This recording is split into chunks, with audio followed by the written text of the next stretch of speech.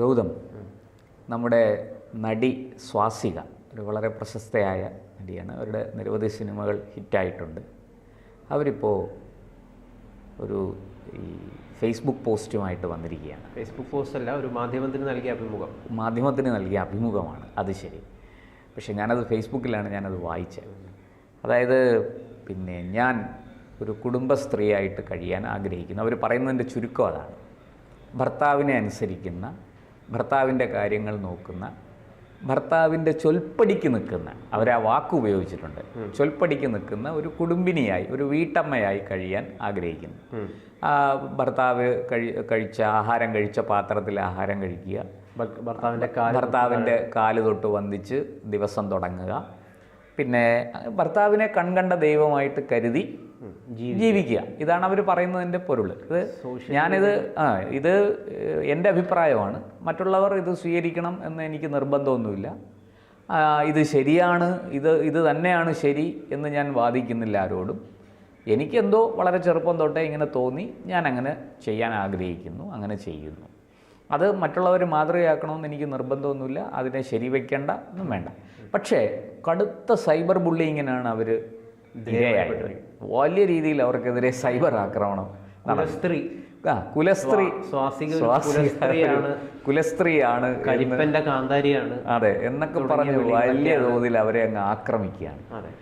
എന്താ ഇതിനെക്കുറിച്ചൊരു നമുക്ക് ഈ വെളിപ്പെടുത്തൽ അടക്കമുള്ള കാര്യങ്ങളെക്കുറിച്ച് എന്താ മാധ്യമത്തിന് നൽകിയൊരു അഭിമുഖത്തിലാണ് ഇവരിത് പറഞ്ഞത്. നേരത്തെയും ഒരുപാട് ഇത്തരത്തിലുള്ള കോൺട്രവേഴ്സ്യലായിട്ടുള്ള പരാമർശങ്ങളൊക്കെ സ്വാസിക നടത്തിയിട്ടുണ്ട്. അത്തരത്തിലൊന്നായിരുന്നു ഭർത്താവിൻ്റെ രാവിലെ എഴുന്നേറ്റ് കഴിഞ്ഞാൽ ഭർത്താവിൻ്റെ കാല് തൊട്ട് വന്ദിക്കുക തുടങ്ങിയ കാര്യങ്ങളൊക്കെ. സ്വാസിക അവരുടെ കരിയറിൻ്റെ ഒരു നല്ലൊരു സമയത്ത് നിൽക്കുന്നൊരു സമയമാണിത്. പ്രത്യേകിച്ചും സിദ്ധാർത്ഥ് ഭരതൻ്റെ ചതുരം പോലുള്ള സിനിമയിലൊക്കെ അഭിനയിച്ച് വളരെ പ്രസിദ്ധയായിട്ട് അതിലെ ക്യാരക്ടറും അതിൻ്റെ ഒരു ബോൾഡ്നെസ് ഒക്കെ കൊണ്ട് പ്രസിദ്ധയായിട്ടിരിക്കുന്നൊരു സമയമാണ്. അപ്പോൾ അത് മാത്രമല്ല, അവരുടെ വിവാഹം ഇപ്പം കഴിയുകയും ചെയ്തു. പ്രേം, ഫുൾ നെയിം എനിക്ക് ഓർമ്മയില്ല, പ്രേം എന്തുവാണ് അദ്ദേഹത്തിൻ്റെ പേര്, നടൻ തന്നെയാണ്. 33 വയസ്സായി സ്വാസികയ്ക്ക് ഇപ്പോൾ. അവര് ആങ്കറായിട്ടും അതുപോലെ തന്നെ ഈ ടെലിവിഷൻ പരമ്പരകളിലൂടെയൊക്കെയാണ് അഭിനയ രംഗത്തേക്ക് കടന്നു വന്നത്. ശരിക്കും പറഞ്ഞു കഴിഞ്ഞാൽ നല്ല ഭംഗിയുള്ള ഒരു നടിയാണ്, കഴിവുള്ളൊരു നടിയാണ്. നല്ല എല്ലാവർക്കും പൊതുവെ ഇഷ്ടമുള്ളൊരു നടിയാണ്. വൈവിധ്യമാർന്ന റോളുകൾ അവർ ചെയ്തിട്ടുണ്ട്. അധികം സിനിമകളൊന്നും അത് വന്നിട്ടില്ല, വന്ന് തുടങ്ങുന്നതേ ഉള്ളൂ. എങ്കിലും റോളുകളൊക്കെ അവർ ചെയ്തിട്ടുണ്ട്. അതോടൊപ്പം തന്നെ വളരെ മെയ്വഴക്കമുള്ളൊരു ശരീരമാണ് സ്വാസികയുടേത്. കാരണം എന്താണെന്ന് വെച്ച് കഴിഞ്ഞാൽ അവരുടെ ഇൻസ്റ്റാഗ്രാമിലൊക്കെ ഈ കളരിപ്പയറ്റൊക്കെ അഭ്യസിക്കുന്നതും പഠിക്കുന്നതും അത്തരം വളരെ നമ്മളെ നാട്ടില് ഈ ജിമ്മിന് പല സ്ത്രീകളും ജിംനേഷ്യത്തിൽ പോവുക, ബോഡി ഫിറ്റ് ആക്കുക എന്നുള്ള അതിന് പ്രാമുഖ്യം കൊടുക്കുമ്പോൾ സ്വാസികയെ പോലുള്ളൊരു നടി കളരിപ്പയറ്റ് കളിക്കുന്നു, അതിന്റെ സാധ്യതകളൊക്കെ ഉപയോഗപ്പെടുത്തുന്നു, അഭിമാനകരമായിട്ടുള്ള ഒരു കാര്യമാണ്. അപ്പോൾ ഈ ഒരു വിവാദം ഇപ്പൊ കഴിഞ്ഞ ദിവസമാണ് വന്നിട്ടുള്ളത്. വലിയ രീതിയിൽ സ്ത്രീകളടക്കം സ്വാസികയെ നമുക്ക് അപമാനകരമായി തീർന്നിരിക്കുകയാണ് ഈ സ്ത്രീ എന്ന രീതിയിലാണ് കമന്റുകളും അഭിപ്രായങ്ങളൊക്കെ വന്നുകൊണ്ടിരിക്കുന്നത്. ഈക്വാലിറ്റി എനിക്ക് വേണ്ട, ഞാൻ അത് അവരാ പറഞ്ഞതിനകത്ത് ഈക്വാലിറ്റി അത് യൂസ് ചെയ്തിരിക്കുന്നു എന്നുള്ളതാണ് ഒരു കുറച്ചും കൂടി അപകടകരമായിട്ടുള്ള, അല്ലെങ്കിൽ ഒരു കൃത്യമായിട്ടുള്ളൊരു ചിന്ത ഉപയോഗിക്കാതെ നടത്തിയ സംസാരമാണോ എന്ന് നമുക്ക് പറയാൻ തോന്നുന്നത്. എനിക്ക് ഈക്വാലിറ്റി ആവശ്യമില്ല. ഞാൻ ഭർത്താവിൻ്റെ ചൊൽപ്പടിയിൽ താമസിക്കാൻ താല്പര്യമുള്ള ഒരാളാണ്. ഭർത്താവിൻ്റെ കാല് തൊട്ട് തലയിൽ വയ്ക്കും.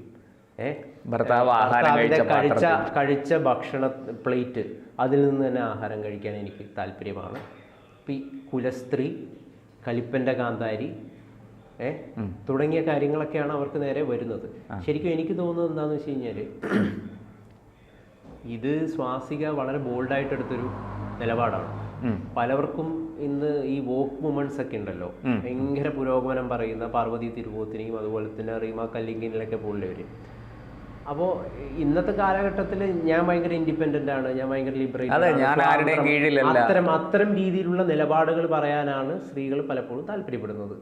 അപ്പം അങ്ങനെ ഒരു സ്ഥലത്ത് അതിന് വിരുദ്ധമായിട്ടൊരു നിലപാട് എടുത്തിരിക്കുന്നു എന്നുള്ളതാണ് ഇതിലൊരു വ്യത്യസ്തത എന്ന് പറയുന്നത്. അത് നല്ലതോ മോശമാണെന്നും ഞാൻ പറയുന്നില്ല, ഒരു എടുത്തിരിക്കുന്നു എന്നുള്ളതാണ്. ഇതിനകത്ത് എനിക്ക് തോന്നുന്നത് അതിൽ വേറൊരു കാര്യം ചേട്ടാ, ഒന്നാമത്തെ കാര്യം നമ്മുടെ നാട്ടിലുള്ള പല സ്ത്രീകളുടെയും മനസ്സിലുള്ള കാര്യമാണ് സ്വാസിക പറഞ്ഞിരിക്കുന്നത് എന്നാണ് എനിക്ക് തോന്നുന്നത്. പുറമേ വലിയ രീതിയിൽ ഫെമിനിസം പറയുകയും എന്നാൽ വീട്ടിൽ അതിന് വിരുദ്ധമായി നേരെ വിപരീതമായിട്ട് പെരുമാറുകയും ജീവിക്കുകയും ചെയ്യുന്ന ഒരുപാട് സ്ത്രീകളുള്ളൊരു നാടാണ്. അല്ല, പലരെയും നമുക്കറിയാം അങ്ങനത്തെ. പുറമേയൊക്കെ ഒരു വലിയ ഫെമിനിസം ഒക്കെ പറയും, വലിയ ലിബറൽ തോട്ട് ഒക്കെ മുന്നോട്ട് വെക്കും. പക്ഷേ ഇത് കുടുംബത്തേക്ക് ചെല്ലുമ്പോൾ അങ്ങനെയൊന്നും ആയിരിക്കില്ല. ഇവിടെ എനിക്ക് തോന്നുന്നത് ഈ സ്വാസിക പറഞ്ഞ ഒരു കാര്യം വളരെ പ്രസക്തമാണ്. ഈ തുല്യത, ഈ സ്ത്രീ പുരുഷ തുല്യത എന്ന് പറയുന്നത് അതൊരു ഒരു ഒരു വളരെ സാങ്കല്പികമായ ഒരു കാര്യമായിട്ടാണ് എനിക്ക് തോന്നുന്നത്. അതിനേക്കാളും കുറച്ചുകൂടെ വേണ്ടത് സ്ത്രീ പുരുഷ ഐക്യമല്ലേ. ഈ സ്ത്രീയും പുരുഷനും പല കാര്യങ്ങളിലും അവർക്ക് സമാനമായ സ്വഭാവമുണ്ട്, എന്നാൽ വ്യത്യസ്തമായ ഘടകങ്ങളും അവരിലുണ്ട്. സ്ത്രീക്ക് സ്ത്രീയുടേതായ ഒരു ഐഡൻറ്റിറ്റി ഉണ്ട്, പുരുഷന് പുരുഷൻ്റേതായ ഒരു ഐഡൻറ്റിറ്റി ഉണ്ട്. ഇത് രണ്ടും കൂടെ ചേരുമ്പോഴല്ലേ വാസ്തവത്തിൽ ഒരു പൂർണ്ണതയുണ്ടാവുള്ളൂ. നമ്മൾ ഈ എന്താ പറയേണ്ട ഉമാമഹേശ്വര സങ്കല്പം, അതെ, ഈ നമ്മളെ അർദ്ധനാരീശ്വര സങ്കല്പം, അതായത് ഈ പുരുഷൻ തൻ്റെ പകുതി സ്ത്രീക്ക് കൊടുത്തു, സ്ത്രീ തൻ്റെ പകുതി പുരുഷന് കൊടുത്തു, അങ്ങനെ ഒത്തുചേരുന്ന ഒരു പൂർണ്ണത, ഒരു ഐക്യം, സ്ത്രീ പുരുഷ ഐക്യമല്ലേ വാസ്തവത്തിൽ വേണ്ടത്? അതോ ഈ നമ്മളീ ഒരു സമത്വം, സ്ത്രീയും പുരുഷനും തമ്മിലൊരു സമത്വം ഒരുപാട് കാര്യങ്ങളിൽ വേണം. ഇപ്പോൾ കുടുംബജീവിതത്തിൽ തീർച്ചയായിട്ടും ഭാര്യയ്ക്കും ഭർത്താവിനും ഒരുപോലെ പങ്കുണ്ട്. അപ്പോൾ ഇതിൻ്റെ ഈ സ്വാസിക പറഞ്ഞതിൻ്റെ തന്നെ വെളിച്ചത്തിൽ നമുക്ക് ആ കുടുംബജീവിതത്തെ കൂടെ ചേർത്തതൊന്ന് ആലോചിച്ച് നോക്കാം. ഇപ്പം നമ്മുടെ കഴിഞ്ഞ മാസങ്ങളിലൊക്കെ പല വാർത്തകളും വന്നിട്ടുണ്ടായി. അതിൽ കോഴിക്കോടിൽ നിന്നൊരു വാർത്തയുണ്ടായിരുന്നു. കല്യാണം കഴിഞ്ഞിട്ട് ഒരാഴ്ചയായിട്ടുള്ളൂ, അതെ, ഡൈവേഴ്സ് വേണമെന്ന് പരാതി പോലീസിന്റെ പരാതിയായിട്ട് പോയി. ഭർത്താവ് ഭയങ്കരമായിട്ട് ഉപദ്രവിക്കുന്നു, അടിക്കുന്നു, തൊഴിക്കുന്നു. അയാൾ ജർമ്മനിയിലാണ് പറഞ്ഞത്. അല്ല, കേസെടുത്ത് അന്വേഷിച്ച് വന്നപ്പോഴാണ് ഇയാളെ കാണുന്നില്ല, പോലീസ് അന്വേഷിച്ച് വന്നപ്പോഴാണ് ഇയാൾ ജർമ്മനിയിലുണ്ട്. ഇയാൾക്കൊരു പ്രത്യേകതരം സ്നേഹമാണ് ഈ അത്തരം രീതിയിലുള്ള കാര്യങ്ങൾ. അതോടൊപ്പം തന്നെ സ്ത്രീധനത്തിന്റെ പേരിൽ പല സ്ത്രീകളും ഇവിടെ ആത്മഹത്യ ചെയ്ത് കൊലപാതകം വരെ നടന്നിരിക്കുന്നു. തമിഴ്നാട്ടിലൊരു സംഭവം, ഇതിനിടയിൽ റീസെൻ്റ്ലി ഒരു സംഭവം ഉണ്ടായിരിക്കുന്നു. അപ്പോൾ ഈ പുരുഷൻ എന്ന് പറയുന്ന ഒരാൾ സ്ത്രീയെ പലപ്പോഴും തൻ്റെ ചൊൽപ്പടിക്ക് നിർത്തുന്ന പുരുഷന്മാരാണ് പൊതുവേ നാട്ടിലുള്ളത്. അതെ, ചൂഷണം ചെയ്യുന്നുണ്ട്, ചൊൽപ്പടിക്ക് നിർത്തുന്നുണ്ട്, അവരെ ഒരു എന്താ പറയുക കറവ പശുവിനെ പോലെ കാണുന്നു. ഇതൊക്കെയുണ്ട്, ഇതെല്ലാം നമ്മുടെ സമൂഹത്തിൽ നടക്കുന്ന കാര്യങ്ങളാണ്. അതുകൊണ്ടാണ് ഞാൻ പറഞ്ഞത് അവിടെയാണ് ഇതിൻ്റെ പ്രശ്നവും വരുന്നത്. അങ്ങനെ ഒരു സമൂഹത്തിൽ ഇരുന്നാണ് സ്വാസിക ഇത് പറഞ്ഞത്. അല്ല, പറഞ്ഞതിന് നിരവധി മാനങ്ങളുണ്ട്.